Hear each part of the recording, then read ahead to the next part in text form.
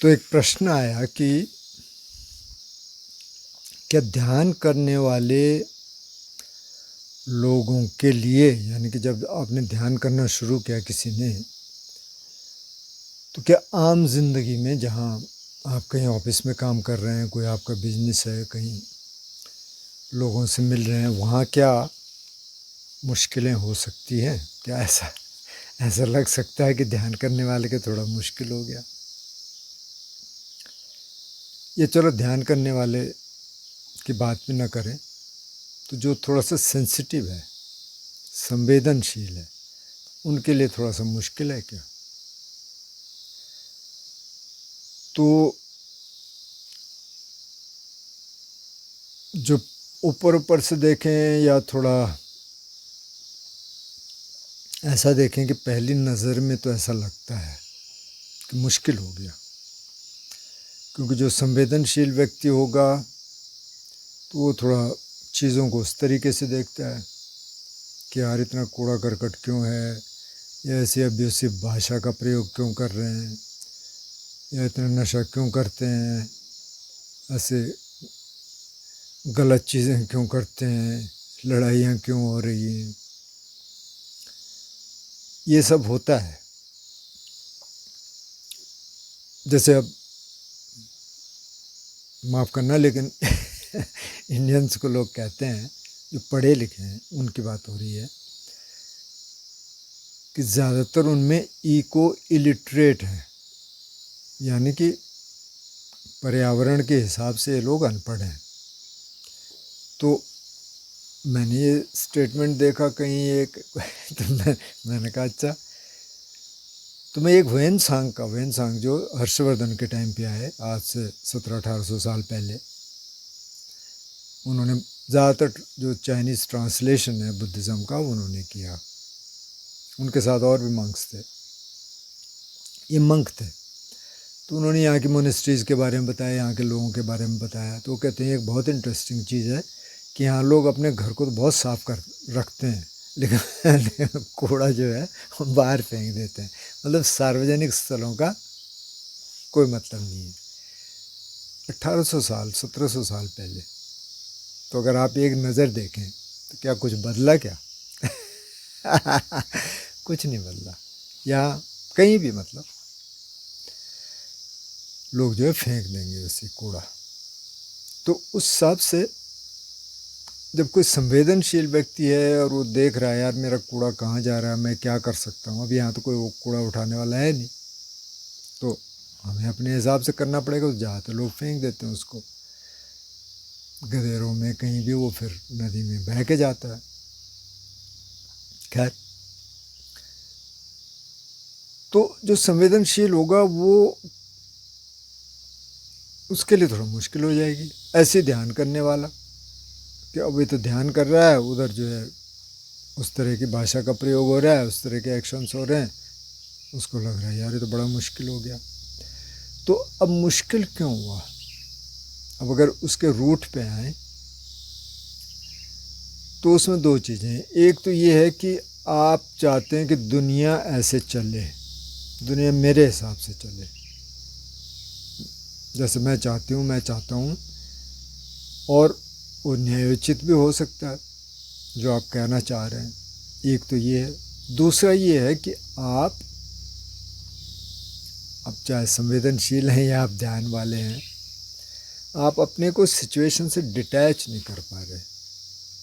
यानी कहीं कूड़ा है, कहीं करकट है, तो आप ये नहीं देख पा रहे कि इसमें मैं क्या कर सकती हूँ, मैं क्या कर सकता हूँ।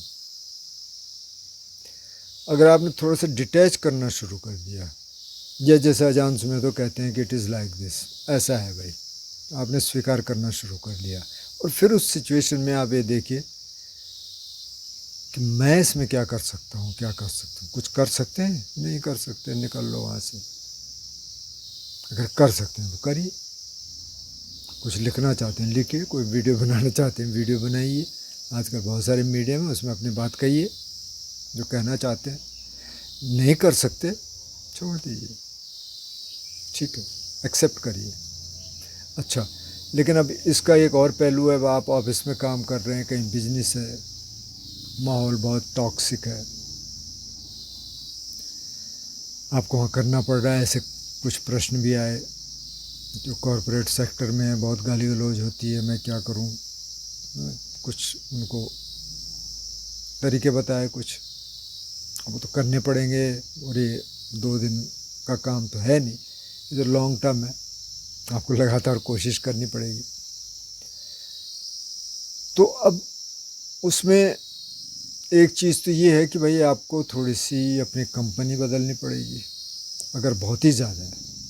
जैसे अब अल्कोहलिक है कोई, आप थे माना, और आप उससे बाहर निकल गए और आप फिर वहीं बैठ रहे हैं, तो बहुत चांसेस हैं कि आप फिर से उसमें आ जाएंगे।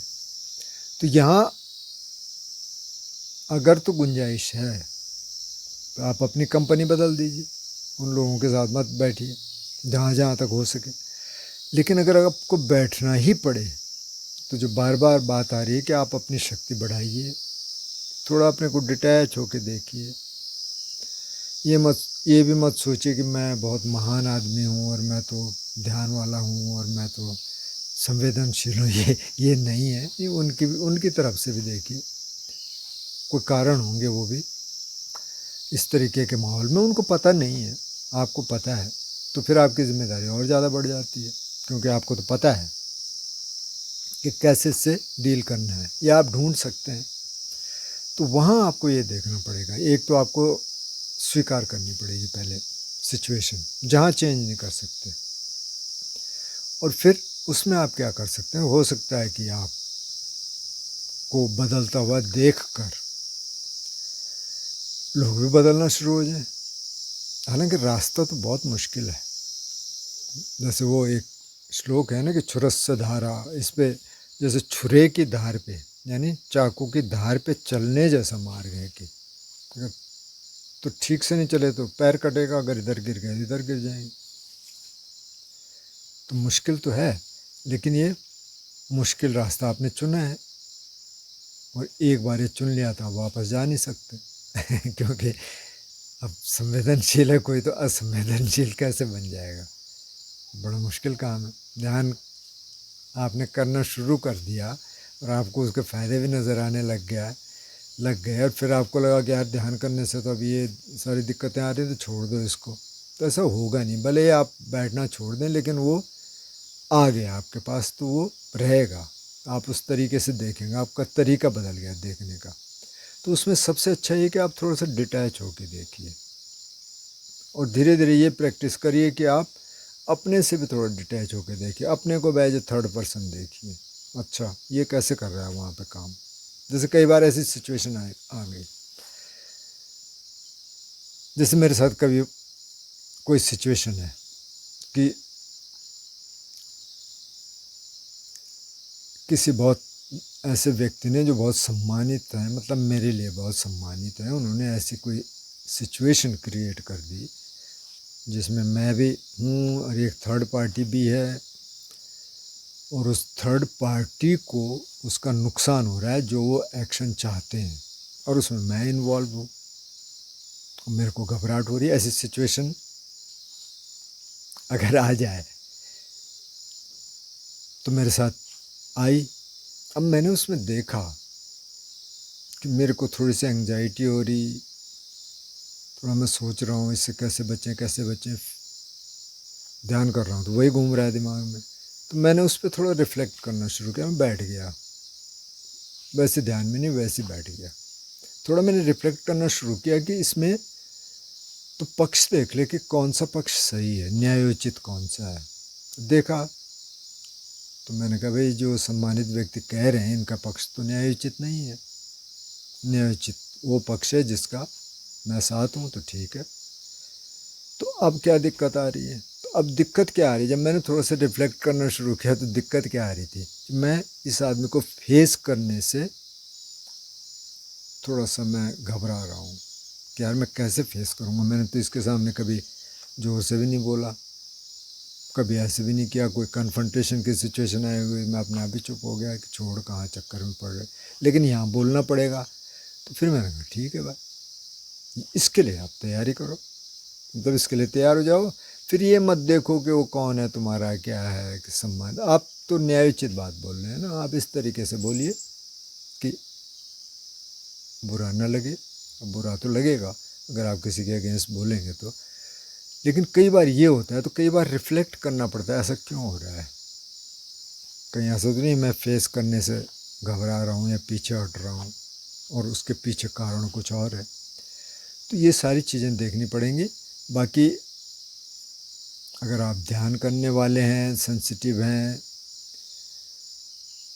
चीज़ों को उस तरीके से देखते हैं, एनवायरनमेंट को और चीज़ों को, तो फिर आपको और सतर्क रहने की ज़रूरत है। और थोड़ा सा ये डिटैचमेंट सीखना बहुत ज़रूरी है कि आप अपने को थोड़ा सा अलग करके देख सकें। हालांकि ये बहुत लंबी ट्रेनिंग है और बहुत मुश्किल भी है, क्योंकि ये मैं बार बार आ जाता है, ईगो आ जाता है। तो उसको थोड़ा सा अगर डिटैच करके देखना आपने शुरू कर दिया तो बहुत सारी चीज़ें धीरे धीरे आपके लिए आसान हो जाएंगी।